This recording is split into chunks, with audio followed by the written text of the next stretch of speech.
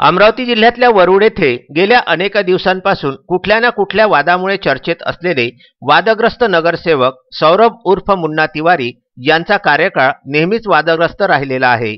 मग ते विरोधी असो किंवा सत्ताधारी किंवा अध्यक्ष असो की नगरसेवक, त्यांच्या विरोधामध्ये त्यांच्या तक्रारी यांच्यामुळे ते नेहमीच चर्चेत असतात।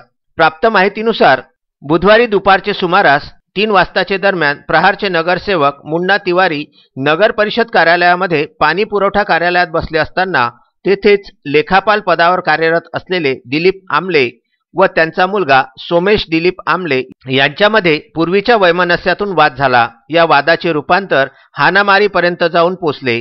कर्मचारी दिलीप आमले यांच्या मुलाने नगरपालिकेच्या आतून बाहेर आवारामध्ये ओढून मुन्ना तिवारी यांना बेदम मारहाण केली। या मारहाणीमध्ये तिवारी यांच्या कमरेला दुखापत झाली व अन्य ठिकाणी लागलेले आहे।